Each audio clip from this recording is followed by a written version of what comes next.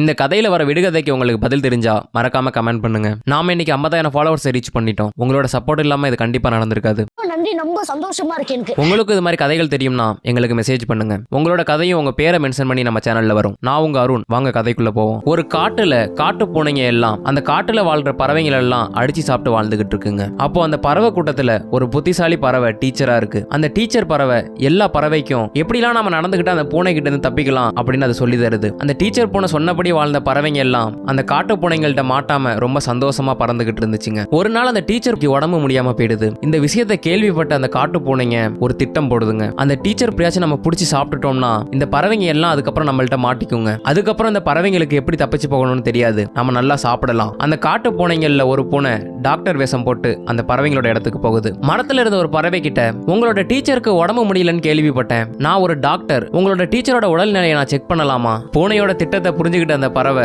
என்ன டாக்டரே ரொம்ப இழைச்சி போயிட்டீங்க, உங்களோட மருந்து மாத்திரை எதுவும் வித்து போகலையா என்ன அப்படின்னு அந்த பசியில இருக்க அந்த பூனையை பார்த்து கிண்டல் பண்ணுது. சரி டாக்டர், அதெல்லாம் இருக்கட்டும், நான் ஒரு விடுகதை சொல்றேன், அந்த விடுகதைக்கு உங்களுக்கு பதில் தெரிஞ்சா சொல்லுங்க, அப்பதான் நீங்க நான் டாக்டர்னு ஒத்துப்பேன் அப்படிங்குது. உடம்பில்லா ஒருத்தன் 10 சட்டை போட்டிருந்தானோ அவன் யார்? அதுக்கும் அந்த பூனைக்கு பதில் தெரியல. இந்த விடுகதைக்கு பதில் உங்களுக்கு தெரியும்னா மறக்காம கமெண்ட் பண்ணுங்க. எந்த பறவையும் அந்த பூனையோட திட்டத்துல மாட்டல. டீச்சர் கிட்ட இருந்து நம்ம ஒரு விஷயம் கத்துக்கிட்டோம்னா வாழ்நாள் முழுக்க நாம அதை மறக்க கூடாது. முட்டாள்தனத்தை விட்டாலே நம்ம புத்திசாலியா எல்லாம்.